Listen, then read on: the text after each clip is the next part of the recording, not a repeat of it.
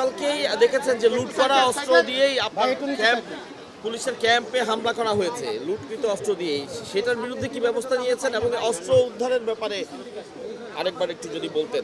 আপনি জানেন যে ওই এলাকায় যে আমরা ক্যাম্পটা কিন্তু আমরা খুব রিসেন্টলি করে দিয়েছি এবং যারা এই কাজটা করছে তাদের ধরার জন্য একটা যৌথ বাহিনী করে দেওয়া হয়েছে। আপনারা কয়েকদিনের ভিতরে হয়তো ভালো সংবাদ পাবেন।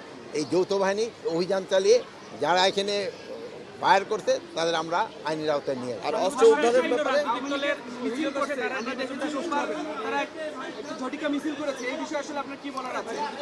এখন হলে কি ঝটিকা মিছিল করছে এবং যারা করছে তাদের থেকে তিনজনে কিন্তু ধরেও ফেলছে। আর এক্ষেত্রে আমি আপনাদের একটা অনুরোধ করব, এই ঝটিকা মিছিলগুলি কিন্তু আশেপাশের থেকে গেছে। আপনারা যদি একটু আগে আমাদের একটু খবর দিয়ে দেন তা আমাদের একটু সুবিধা হয়। আমাদেরও ইন্টেলিজেন্স আছে, আমরাও খবর পাই, বাট আপনারা সবসময় খুব ভালো খবর দিয়ে থাকেন এবং আমাদের সাহায্য সহযোগিতা করেন থাকেন।